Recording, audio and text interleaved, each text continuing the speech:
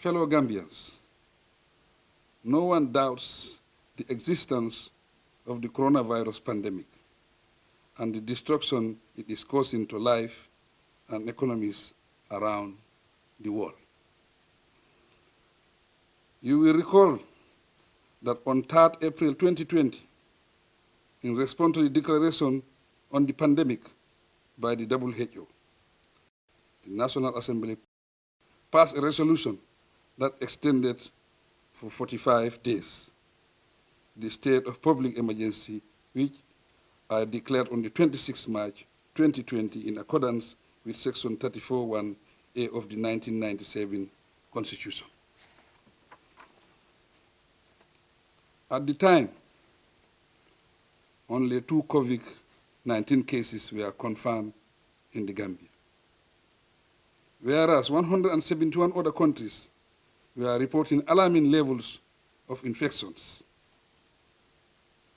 As at the date of my declaration, according to the WHO, the virus had killed 20,834 people globally. Today, the number has increased to over 300,000. This makes it ever more necessary for stricter measures to be taken.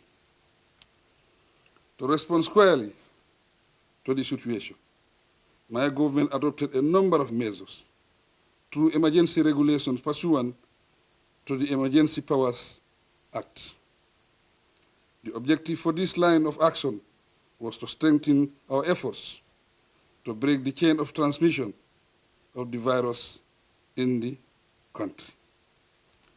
Regulations were also laid down to ease the expected hardship that would arise from the measures and regulations.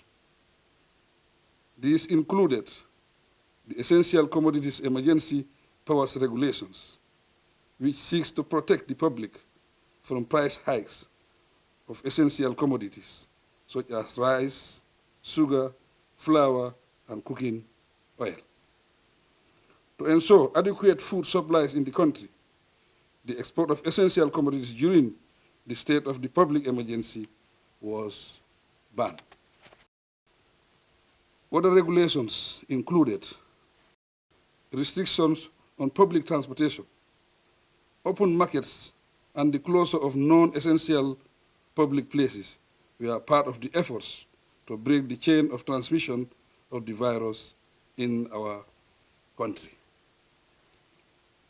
The government is very much aware that strict measures imposed during the state of the public emergency would affect lives in many ways.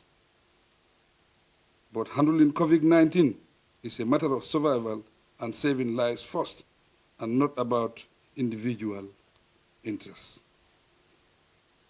As of today, 19 May 2020, the Gambia has 24 official confirmed cases of coronavirus infections and 1 reported death.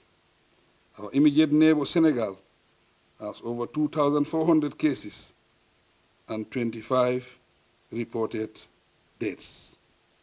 Globally, over 4.5 million people have now been infected, with over 300,000 reported deaths. Based on their professional opinion, our health experts have predicted that if the right measures are not taken to successfully break the chain of transmission in the country, over 180,000 people will be infected in the Gambia. This will result in an estimated death toll of over 9,000 people. Guided by these alarming figures and the fact that the state of public emergency extended by the National Assembly expired yesterday, 18 May 2020, my government requested the National Assembly on the 16 May 2020 to extend their resolution by an order 45 days.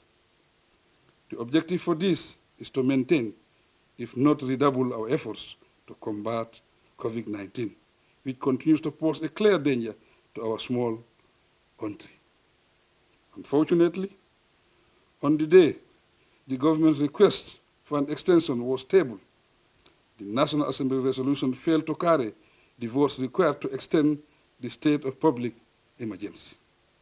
23 members of the National Assembly voted in favor of extension, while 25 members voted against it.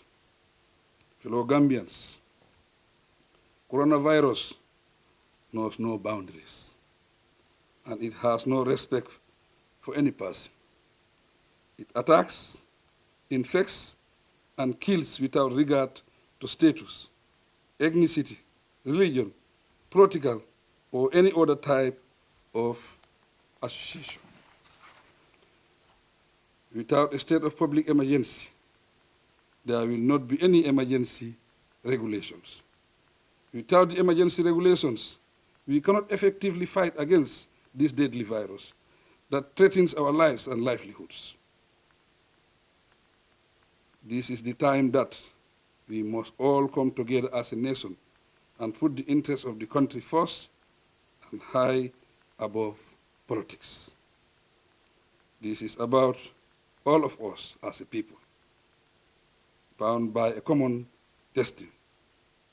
It is a period to show our political maturity as a democratic society capable of putting all narrow interests aside for the national interests. Fellow Gambians, the 1997 Constitution has empowered the National Assembly and provided it with the responsibility under these circumstances to support government's efforts to combat COVID-19 under Section 34(5) of the Constitution. We regret, however, our August Assembly has failed to act on its powers. As a result, my government and I owe it to the people of this country to protect them from this grave danger. It is my duty to act, and it amounts to a deadly abdication of responsibility if I fail to take the right action in the face of an obvious threat to the lives of our people. In light of this, I have evoked the powers conferred on me by Section 34(6) of the 1997 Constitution to further declare by proclamation published in the Gazette effective today, 19 May 2020, that a state of public emergency continues to exist in the whole of the Gambia. Since the National Assembly is no longer in session, the state of public emergency shall last for 21 days in accordance with Section 34(2) of the Constitution. Accordingly, I have also reissued the emergency regulations that were in force before the state of public emergency expired.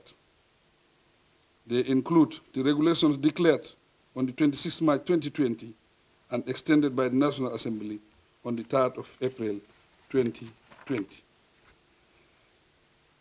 These reissued emergency regulations shall also continue to be enforced in line with the proclamation that I have made today.